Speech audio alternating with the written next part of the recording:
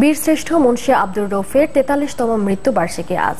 ১৯৭১ সালের এই দিনে পাকিস্তানি হানাদার বাহিনীর কবল থেকে দেশকে শত্রুমুক্ত করতে প্রাণ দেন তিনি। ফরিদপুর প্রতিনিধি শেখ মনির হোসেনের পাঠানো তথ্য ছবিতে মুন্সি আব্দুর রৌফের বীরত্ব গাঁথা জানাচ্ছেন সোহেলি জাহান নিপা।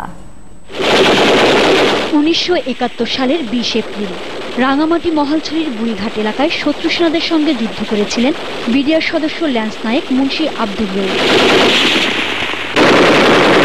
পাকিস্তানি হানাদার বাহিনীর কবল থেকে দেশকে বাঁচাতে নিজের জীবন বাজি রেখে যুদ্ধ করেছেন তিনি। একসময় শত্রুর ছোড়া মর্টারের গোলার আঘাতে মৃত্যুর কোলে ঢলে পড়েন সাহসী এই যোদ্ধা। ভূষিত হন বীরশ্রেষ্ঠ উপাধিতে।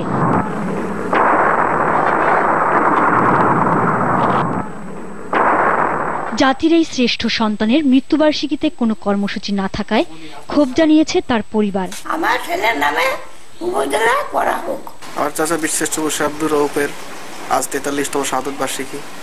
আমরা পারিবারিক উদ্যোগে এটা করে থাকি, কিন্তু সরকারিভাবে কোনো কর্মসূচি পালন করা হয় না।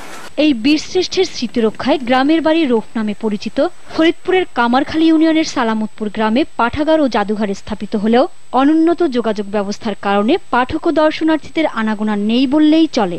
কামারখালীতে স্মৃতি জাদুঘর আছে বীরশ্রেষ্ঠ মুন্সি আব্দুর রৌফের নামে, সেটা অবহেলিত অবস্থায় পড়ে আছে। এলাকায় বিদ্যুৎ নেই, আমরা এখানে আসতে পারি না, গরমে বই পড়তে পারি না।